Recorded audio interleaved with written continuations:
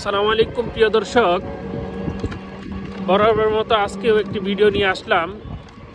সামনে জাতীয় নির্বাচনকে ঘিরে এখন জামাত বিএনপিদের মধ্যে হাড্ডাহাড্ডি লড়াই চলছে।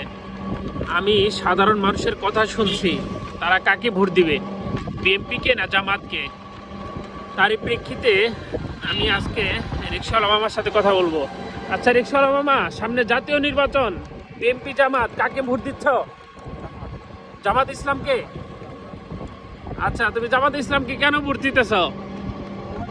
একটু জোরে বলো, তাহলে শুনতে কিছু ভালো।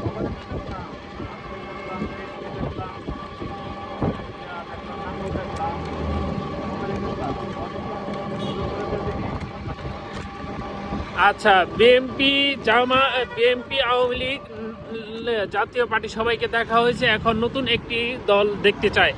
এটি হচ্ছে এখন বর্তমান সাধারণ মানুষের সুর, কণ্ঠ, তারা এটাই বলতে চায়। আচ্ছা, আর কি কি কারণে তোমার মনে হয় যে না, জামাত ক্ষমতা আসা দরকার?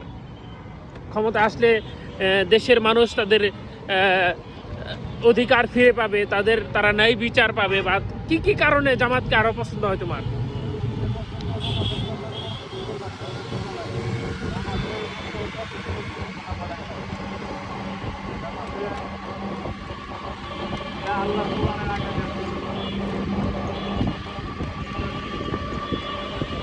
আচ্ছা, জামাত ক্ষমতা আসলে তারা কোরআনের আইন বাস্তবায়ন করবে, তারা কোরআনের শাসন প্রতিষ্ঠা করবে, এটা একটা ভালো দিক। এর কারণে তোমার জামাতকে মনে হয় যে না, তারা ক্ষমতায় আসুক।